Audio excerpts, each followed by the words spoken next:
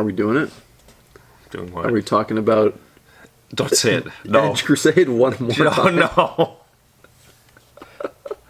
There can't be anything left to talk about. Edge Crusade. There can't be. I haven't even looked looked at. I looked at the Kickstarter for 7 minutes before our first video. That's all. Well, there's nothing else to look at. I mean, after that, I mean, I've been seeing some pretty cool painted miniatures from people. Because I guess they got some people like literally as soon as the Kickstarter ended, like got the files right away and started could print them immediately, right? So isn't the story done? Recipe. Story. So is it over? Well, no, because we could be printing them right now if we had our shit together. And we talk about why we did that video last week. Yeah. So it tells no. This video, guys, please. More ideas. We're going to take a stone and just like squeeze that stone today, because there's one question we haven't answered about this that people were asking on the Trench Crusade videos. But Chris, you have a lot of things to say about why Trench Crusade. I remember old world people are like, yes. We found a new kicking buddy. Yeah, just to beat a horse. But then they're also like, but I want more old world content. They like love it and hate it, you know? They're like, could you like talk about old world again? Please. Though? Even if it's nasty? Even if it's nasty, yeah. Even if you're being a jerk. Trench Crusade guys just got the red dot on him. Yeah. Just it's like you walk past the bully and you're like, oh, he ignored me today. No, it's like the red Why dot is he ignoring me? Did he find somebody else? Yeah, that's true. I'm not cool enough to bully anymore. I'm not cool enough to be bullied anymore. So, don't worry, old world. What the last stone to unturned? People probably turned off the video. This is not a good video. Not again. Not again. Not again. Fewer people are showing interest in your video this week. Yeah. Sorry, I keep interrupting you because I can't believe we're talking about this again. Anyway, what would it take? What would it take, Chris? You've said all these things about what they've done wrong or what they could have done better. You've criticized, I think fairly, the product, but also praised it. I've been fair. What could they have done, or what should they do going forward if they want it to be a retail product? What would it take? I'm going to leave that, and I'm going to hand it over to you. Okay, I'm going to pass the golden. You want? Thanks. You're going to give me. I'm going to get. What? Jay has the answers. You want? What? What? I'm not done yet. What would it take for you to say, you know what? I'm looking forward to Trench Crusade on the hobby store, Lords of War hobby shelf. Tell you what to Trench sell. Crusade has to do to get my pardon. Okay. Anyway. So yeah, I passed the golden thing. So it's you have the speaking conch. Oh God. I mean, the cynical answer is nothing. Oh man. Because I don't know. I said this before. I'll try and get into it later. I'll try and think of something as I talk. But I said my one thing I constantly say why it's so damn difficult is I've just seen a bunch of games over 10 years that all seem to have all the ingredients. You look at the ingredients and you're like, yeah, I can make a pie out of this. Like I don't understand. I got my whatever I got the crust and the apples and the sugar and the molasses. I got everything here. I just got to throw it together, put it in the oven, bang, we got a delicious pie, right? And then you put it out for sale and no one buys it, and you're like, I don't understand. So whether it was like the one example I would come back to again is Malifaux. Is like when it was banging here, I would be like, wow, like this has. That's why we carried it, and we had an entire wall of it. It was like a massive section of it. And, because I was like, yeah, look. Great minis. The game is good and fun if you got into it enough. The cost of buy-in was relatively low. Like $100 got you like squarely into the game and potentially nothing else. And it had everything it needed, and it had fun, good releases, campaigns, and narrative products. And there was a tournament scene if you wanted, and blah blah blah. And a new crew could unlock a whole another range of minis for you, and that was so brilliant, And, it really was. Yet still, it ran out of kind of gas, at least here. Besides the distribution problem, it was already starting to kind of like, and then you could extend that to the Star Wars Legions and maybe a little bit with whatever Crisis Protocol right now, like or Shatterpoint. You're like, man, this has everything it needs. And it has like, you open the box and you're like, you just like everything looks crisp and beautiful and the rules are good and the minis are good, and that used to be the thing. That used to be a big argument when Chris and I worked at Games Workshops, and people would be like, "What about what's competing with this game?" And you're like, yeah, there's other cool games, but the minis, Games Workshop is just way ahead on the minis, and then that closed down quite a bit in the last 10 years.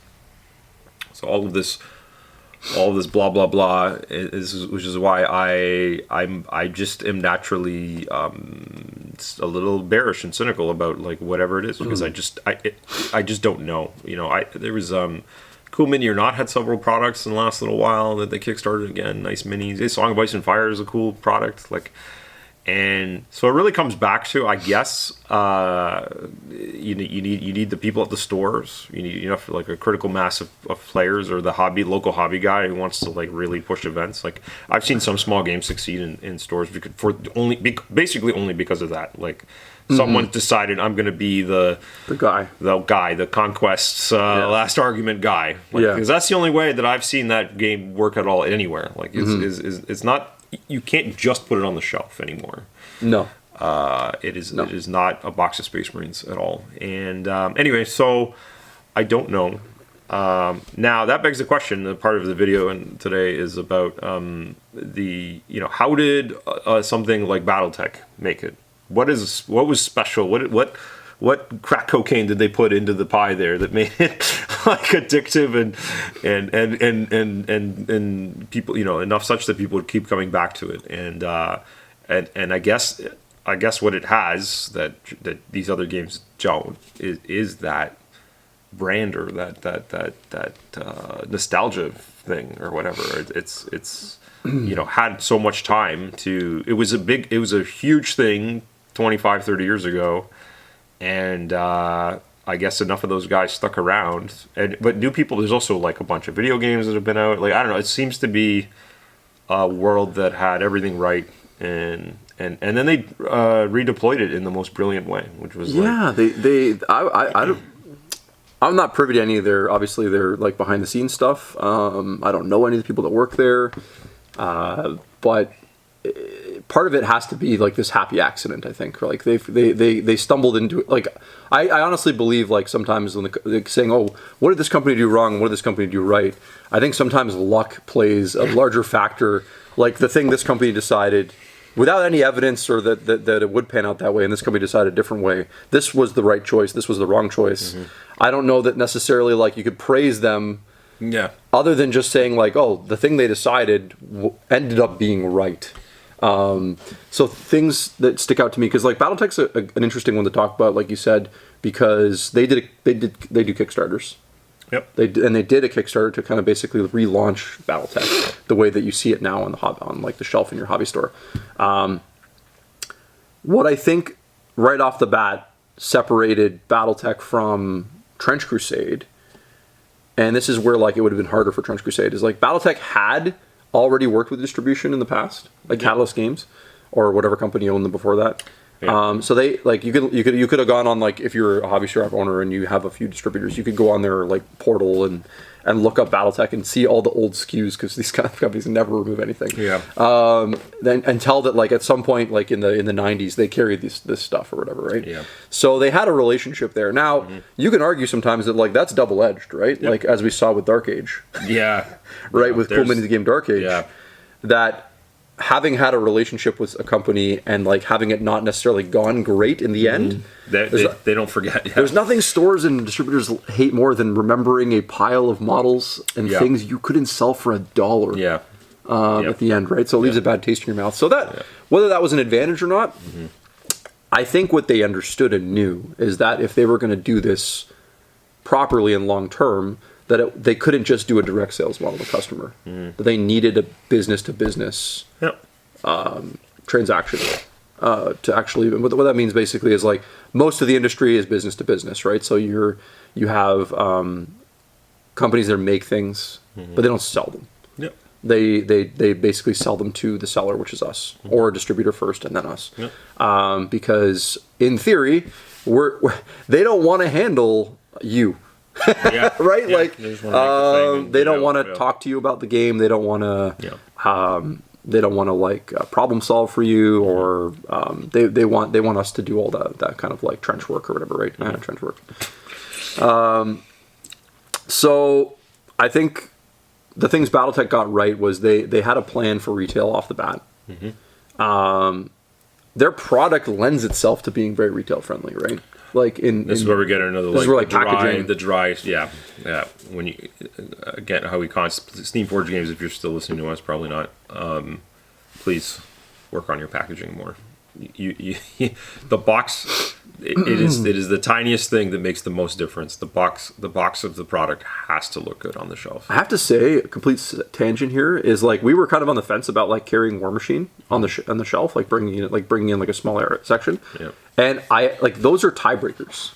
You know what I mean? Like, if you're a small business, you have a finite amount of resources you can deploy.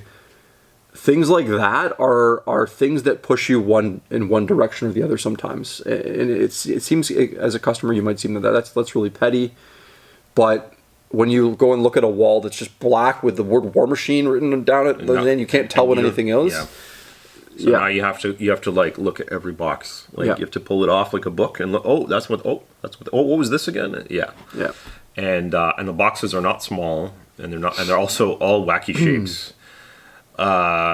So there's like, I would, I'm sure Steamforge or whoever would love for me to be this store that gets to front face everything beautifully on the shelf, and and I'm the monopoly man. I go and I collect my $2 billion and. But the reality is that most stores don't have that, are able to dedicate that space like that, and when you just see like you said, the black box and just as warm, you don't know what's in the box. So you can look at the BattleTech things, and they have the beautiful, the little window. You see exactly what's in there. It says what it is on the sides, on the spines, on the back. You have more nice art with the what it is. And they can kind of interestingly get away with not. They don't even need to have painted stuff, which is kind of. They were able to uniquely do that. I don't know if it's because the mechs, just this what they are. They're kind of. I don't know. They feel like a little bit more like a kind of a toy than like a miniature that you I don't know what you call it, that you build and paint. It has a little more toyness to it. So maybe they get away with that a bit. But most other miniature companies, if you have the box art, it's unpainted or just a render. It's not good. Like, it really kills the. It's true. I don't. Yeah, that's an interesting point, and I'm actually. That would be something I would feel a little stumped on. I'm like, I don't know how they pulled that off, because I can think of a lot of companies that did the minis thing, that did like a prepackaged, like, you get the mini, there's no assembly thing, that just flopped entirely. Because, and my theory about that was, well, people like building models because they're doing a model hobby, right? Yeah. People like to build them. They like to have some options sometimes, like giving them a finished product. If, like you said, it feels a bit more like a toy sometimes than a model. But maybe it is just like the aesthetic, what it is. They want people to just pop these out and play with them. And that's the thing, is BattleTech does a great job of you just like, you could go to a, we actually have like a BattleTech night, funny enough, for such a small game, like we have like a regular group of guys that play, and you could have a guy come in and like buy a couple things off the shelf and play the same evening immediately, which is kind of nuts, right? Yeah, it works well. It works. This is the things that they like. A bit of it was luck, but some of this is actually thought of, and I guess they've gotten the miniature production down where they're all flawless, and they don't have any problems generally. There's no like weird bubbles or miscasts or, so, and they're cheap, like relatively speaking. Often a 3 or 4 mech box is like $30. $35 depending on what it is, and then they also have sprinkled in the collect them all, because like you get random, not random, but they're like assorted. You can't just like, if you want 3 of a certain mech, you might have to buy the box several times. I wish they keep releasing more of those random little random ones. Buys. Those are fun. Man, the those blind are fun. buys are just brilliant. So yeah, BattleTech. I don't know. They got it all right, and even things like when I remember the Adepticon that they debuted again with like the new stuff. They had this booth that was like, I remember walking by and being like, they're selling 2 items? Well, 3 items. It was a starter box, a smaller starter box, and like a mat.